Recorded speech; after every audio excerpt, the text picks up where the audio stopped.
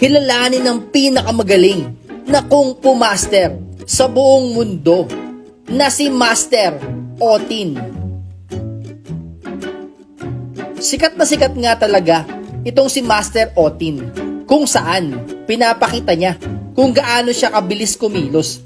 Kaya nga naman hindi siya matamaan ng mga kalaban. Nagugulat nga ang mga katunggali nitong si Master Otin dahil bigla na lang daw silang gumagalaw nang hindi man lang nakakalapit itong si Master Otin. Pinaliwanag ni Master Otin na sa sobrang bilis daw niya, hindi raw makita ng mga tao yung kanyang mga teknik na ginagawa. Ayon pa nga sa kanya, hindi pa nga daw nakakadiskarte ng teknik ang kanyang kalaban, nakalimang suntok na siya or nakalimang atake na siya dito nga. At ayan, kung makikita nyo, nakakagulat talaga ang teknik na ginagawa ni Master Otin. At ito, panoorin nyo to kung paano niya paglaruan ang enerhiya ng ating katawan. Animoy nagsasayaw ang kalaban nitong si Master Otin nang maranasan ang enerhiya nga niya. At ayun, nakita nyo ba yun? Sa sobrang bilis, kahit i-slow mo pa natin ang video, hindi natin makikita kung gaano kabilis ang ginawang pag-atake nitong si Master Otin.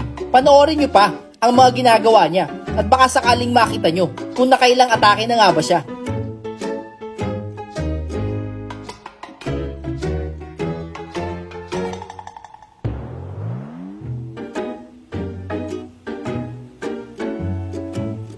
At dito nga, nagpakitang gilas pa siya kung paano siya mag-warm up bago ang kanyang laban.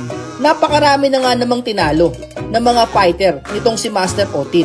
Kaya nga naman basic na lang sa kanya ang makikipaglaban.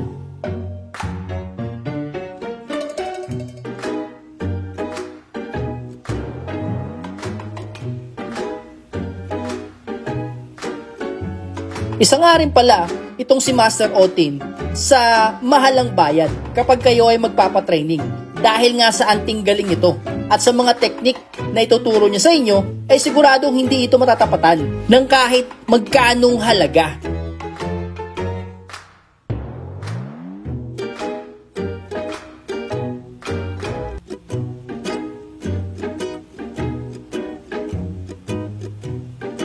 Ano nga kaya ang sikreto ni Grandmaster Otin? Bakit ganito siya kagaling? At bakit walang makakita ng kanyang mga pag-atake?